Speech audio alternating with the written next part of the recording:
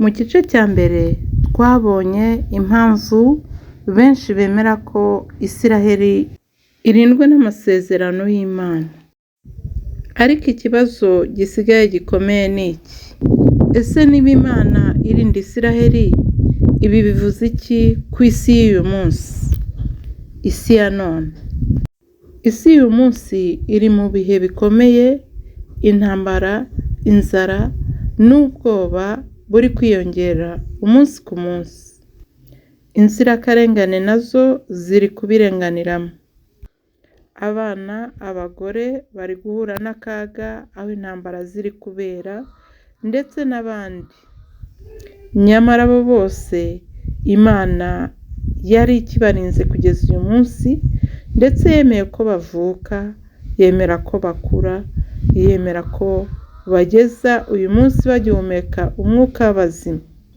Ndetse bamwe nta n'uruhare na rutoya bafite muri ibyo byose biri kuba. Kandi twese twemera ko Imana idukunda. None ikibazo kiri hehe? Ni ku Mana cyangwa ni ku bantu? Dore uko bamwe babibona. Bamwe babona ibiri kuba nk'ibimenyetso bikomeye Bibiliya ivuga. Mu gitabo cy'umuhanuzi Ezekiyeli, ibice 38, havugwamo intambara izaterwa kuri Isiraheli ikozwe n'ibihugu byinshi byishyize hamwe. Ariko igitangaje ni uko Isiraheli ubwayo atari izarwana, ahubwo Imana izarwana mu ruhande rwabo. Ibi bituma twibaza dutese ibi ni byo turi kubona ubu cyangwa haracyari ibindi bizaza? Si ukumenya amakuru gusa, ahubwo ni ukumenya icyo Imana idusaba muri ibi bihe bigoye. Iki gihe si igihe cyo gutinya, ahubwo ni igihe cyo kwegera Imana. Ni igihe cyo gufasha abandi mu bihe bikomeye, abari mu kaga, abari mu byago, abari mu majune, ababuze uko bagira. Ni igihe cyo kugira umutima witeguye. Kuko igihe isi izaba iri mu midugararo, mu makuba no mu byago, abazahagarara neza si abafite amakuru menshi gusa, ahubwo ni abafite kwizera gukomeye. Komera ku kwizera kwawe. Kwegera Imana no kwishaka. Reka turebe ubutumwa buri mu rwandiko rwa Yakobo, ni ibice 4 umurongo wa 8. Haranditse ngo mwegere Imana nayo izabegera, yemwe banyabyaha. Nimukarabe namwe ab'imitima ibiri, nimwiyeze imitima. Iyo dukomeje umurongo wa 9 n'uwa 10, haranditse ngo mubabare, muboroge, murire, ibitwenge byanyu bihinduke kuboroga, ibyishimo bihinduke agahinda. Mwicishe bugufi imbere y'Umwami Imana, kuko ari bwo izabashyira hejuru.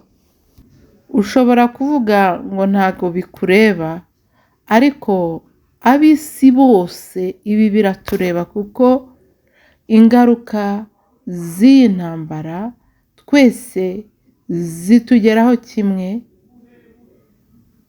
nubwo tutazakira kimwe. Ariko uko byagenda kose, ijambo ry'Imana riratubwira ko ingaruka zizaba ku isi yose. Tugomba kandi kwihangana no guhinduka.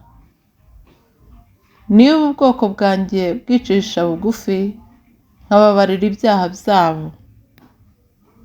Reka turebe ijambo ry'Imana riri mu Ngoma za 2, ni ibice 7 umurongo wa 14.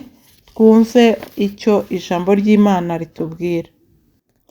Haranditse ngo maze abantu banjye bitiriwe izina ryanjye nibicisha bugufi bagasenga, bagashaka mu maso hanjye, bagahindukira, bakareka ingeso zabo mbi, nanjye nzumva ndi mu ijuru, mbababarire igicumuro cyabo, mbakirize igihugu. Ese ibi bisobanuye iki? Si amasengesho gusa, ahubwo ni no guhinduka imitima, tukagira imitima iboneye, imitima itishama, imitima ibabarira, imitima itinya Imana, kandi imitima yubaha abo yaremye. Tugomba kandi kudatinya, ahubwo tukizera. Ntimukuke umutima, ahubwo mwizere Imana.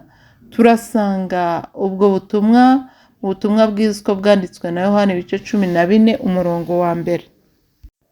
Haranditse ngo ntimuhagarike imitima yanyu, mwizere Imana nanjye munyizere. Nubwo isi ihungabanye, umutima ugomba kuguma mu kwizera.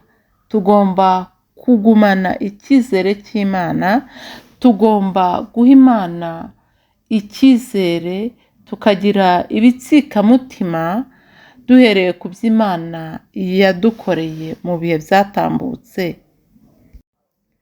Tugomba kugira umutima wo gufasha abandi no gutanga. Ugirira neza umukene aba agurije Uwiteka Imana. Turasanga iri jambo mu gitabo cy'Imigani, ni ibice 19 umurongo wa 17, haranditse ngo ubabariye umukene aba agurije Uwiteka, nawe azamwishyurira ineza ye. Tugomba kumenya ko mu bihe bikomeye, mu bihe bigoye, mu bihe by'ubukene, mu gihe cy'inzara, gutanga ni ingenzi. Gutanga kandi kuzana umugisha kuruta guhabwa. Abanyarwanda ndabakunda babivuze neza, baravuze ngo gutanga si ubukire, ahubwo ni umutima. Bisobanure ko hakagombye gutanga abakire, ariko bigaragara ko niba ari umukire afite umutima utanga, azatanga, ariko niba ntawe afite ntacyo azarekura. Gutanga ni umutima rero, si ubukire. Ikindi tugomba gukora ni ukuba maso no kwitegura. Ijambo ry'Imana riravuga ngo mube maso kuko mutazi umunsi cyangwa isaha. Iryo jambo turarisanga mu butumwa bwiza uko bwanditswe na Matayo ibice 25 umurongo wa 13. Ibi bihe bisaba umuntu kuba yiteguye mu mwuka, mu buryo bwo mu mwuka ndetse no mu buryo bwo mu mubiri, kuko ushobora kubona ibihe bigukomereye warangiza ukiruka mu muhanda, ariko biradusaba gukomeza umutima, tugahagarara kigabo, kandi tugasenga Imana nyir'ijuru n'isi, kuko ishoboye byose. Ibyo ubona bigoye yabihindura mu kanya gasa n'ako guhumbya. Ibiri kubera mu isi si ibintu byo kurebera, si ibintu byo kumva gusa umuntu agatuza, ahubwo ni ubutumwa ku muntu wese.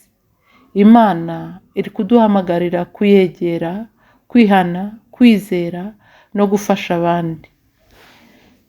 Ariko ikibazo ni iki? Ese wowe uri mu ruhande rw'abiteguye? Ikindi ugomba kumenya ni uko amasezerano y'Imana kuri Isiraheli aracyakora kugeza uyu munsi. Ariko se ibi bivuze iki kuri twe uyu munsi?